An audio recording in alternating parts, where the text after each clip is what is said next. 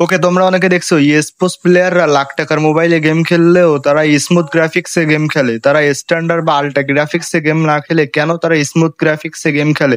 তো চলো আজকের ভিডিওতে আমরা এ সম্পর্কে তোমাদের সাথে কথা বলবো। তো চলো বেশি কথা না বাড়িয়ে ভিডিও শুরু করা যায়। তো তোমরা তো জানো যে আইফোন স্পোর্টসে অ্যালাউ না এবং অ্যান্ড্রয়েডে গেম খেলতে হয়। তো অ্যান্ড্রয়েডে গেম খেললে ফ্রেম ড্রপের সম্ভাবনা বেশি থাকে এবং ফোন হিট হয়।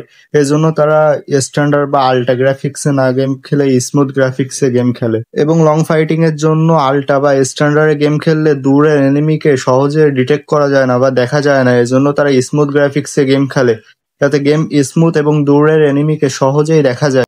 আল্ট্রা গ্রাফিক্সে গেম খেললে গেম ল্যাগ না করলেও ফ্রেম ড্রপ চলে আসে, এজন্য শর্ট ফাইটিং এ ঝামেলা হয় বা ফ্রেম ড্রপ করতে পারে। এজন্য তারা স্মুথ গ্রাফিক্সে গেম খেলে, যাতে ফ্রেম ড্রপের সম্ভাবনা না থাকে। অতিরিক্ত এনিমি নামলেও সেখানেও যদি তারা ল্যান্ড করে তাহলে ফ্রেম ড্রপ হতে পারে। এজন্য অনেক এনিমির মাঝে তাদেরকে ফাইট নিতে হয়। এজন্য তারা স্মুথ গ্রাফিক্সে গেম খেলে, যাতে এফপিএস আপ ডাউন না করে এবং ফ্রেম ড্রপ না হয় এবং লং ব্যাটারি ব্যাকআপ পাওয়া যায়। তো যারা স্পোর্টস খেলতে চাও তারা আজ থেকে স্মুথ গ্রাফিক্সে গেম খেলার ট্রাই করো এবং গেম খেলতে থাকো। তাহলে তোমরাও দেখতে পারবে যে কি কি ফ্যাসিলিটি এক্সট্রা পাওয়া যায় স্মুথ গ্রাফিক্সে।